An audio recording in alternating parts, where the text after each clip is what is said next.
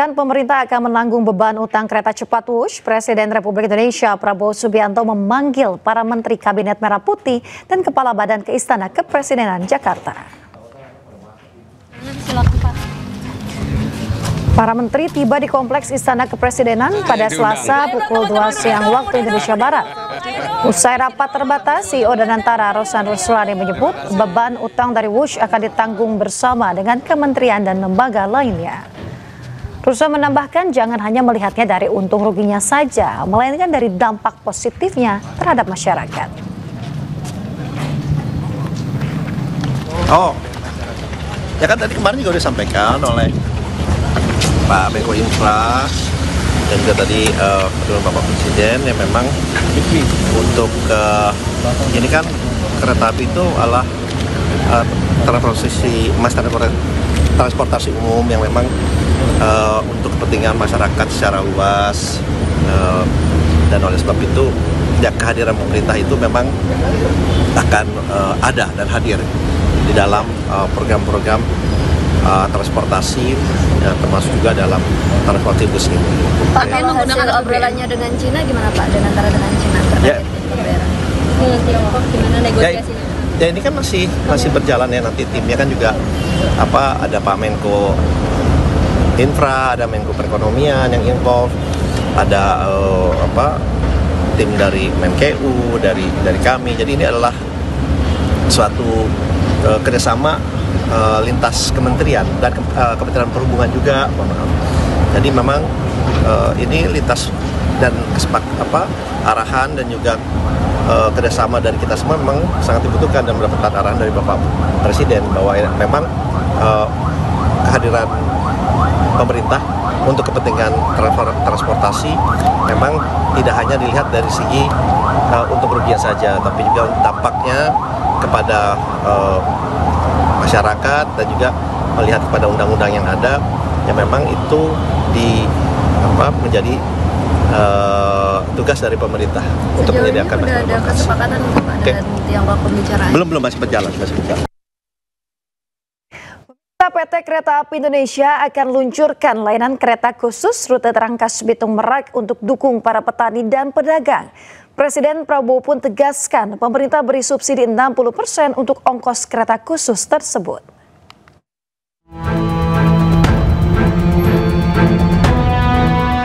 Kereta penumpang kelas ekonomi K3 khusus petani dan pedagang rencananya akan diluncurkan pada bulan ini. Pada Selasa siang, usai meninjau stasiun Manggarai dan meresmikan stasiun Tanah Abang, Jakarta, Presiden Republik Indonesia Prabowo Subianto menjelaskan bahwa pemerintah akan memberi subsidi 60% pada ongkos kereta khusus petani dan pedagang. Sementara barang yang dibawa tidak akan dikenakan ongkos naik. Sudah ada. Jadi dia saya cek. Jadi dia hanya bayar untuk dirinya, barang dagangannya dia tidak perlu bayar. Ya, kursinya sampai. Ongkosnya mungkin Pak ditetapkan. Apanya? Ya tadi saya sudah katakan, ongkos disubsidi pemerintah 60%. Semuanya. Kalau untuk petani dan pedagang, dianya tetap disubsidi 60%. Barangnya nggak bayar. Kereta khusus petani dan pedagang memiliki desain khusus disesuaikan aktivitas niaga. Pertama, pintu masuk keluar kereta lebih lebar, memudahkan bongkar muat. Kedua, tempat duduk sejajar dinding agar ruang barang lebih luas. Dan yang ketiga, kapasitas hingga 73 tempat duduk per rangkaian. Diketahui program ini merupakan bagian dari komitmen pemerintah mendorong pertumbuhan ekonomi rakyat melalui peningkatan akses transportasi logistik yang terjangkau. Selain itu diharapkan program kereta khusus ini dapat membantu pelaku usaha kecil dalam menekan biaya distribusi hasil pertanian dan dagangan sekaligus memperkuat konektivitas antar wilayah. Tim Liputan iNews melaporkan.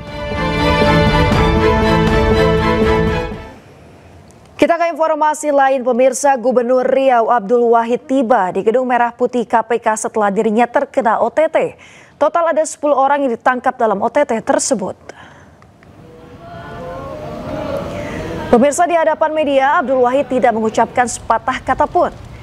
Ia datang bersama Kepala Dinas PUPR Riau, Arief Setiawan, yang ikut terjaring OTT oleh KPK.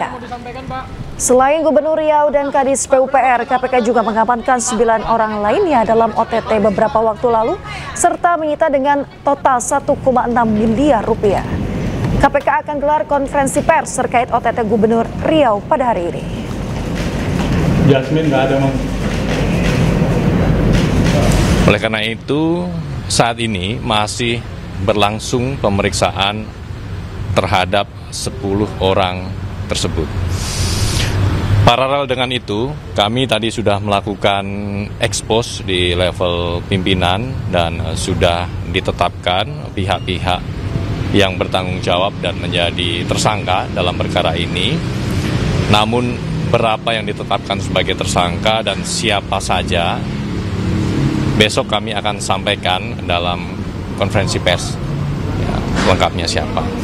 Nah, selain pihak-pihak yang diamankan tersebut, tim juga mengamankan barang bukti, diantaranya sejumlah uang dalam bentuk rupiah, dolar Amerika, dan juga pound sterling, yang total kalau dirupiahkan sekitar 1,6 miliar.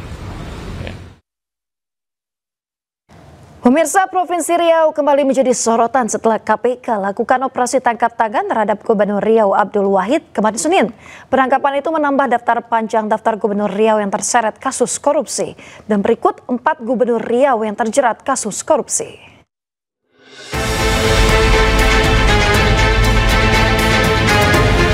Yang pertama, Saleh Jasid, Gubernur Riau periode 1998 hingga 2003. Ia terlibat korupsi pengadaan 16 unit mobil pemadam kebakaran senilai 15,2 miliar rupiah di Provinsi Riau tahun 2003 dan divonis 4 tahun. Kedua, Rusli Zainal, Gubernur Riau 2 periode 2003 hingga 2013. Dia dijerat dengan 2 kasus korupsi. Kasus pertama, korupsi suap proyek pembangunan venue Pekan Olahraga Nasional ke-18 di Riau tahun 2012. Lalu kasus keduanya, korupsi terkait izin usaha pemanfaatan hasil hutan kayu tanaman di Riau. Majelis Hakim menjatuhkan 14 tahun penjara dan denda 1 miliar rupiah, kemudian diringankan menjadi 10 tahun setelah melalui peninjauan kembali.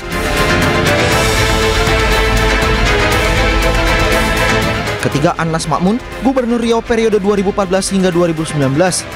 Ia ditangkap KPK September 2014 dalam kasus suap tentang ahli fungsi kawasan hutan untuk perkebunan sawit melalui revisi rencana tata ruang wilayah di Provinsi Riau. Pengadilan Tipikor Jakarta menjatuhkan hukuman 6 tahun penjara dan denda 200 juta rupiah, subsidi 6 bulan kurungan, namun Mahkamah Agung menambah hukumannya menjadi 7 tahun penjara setelah jaksa mengajukan kasasi.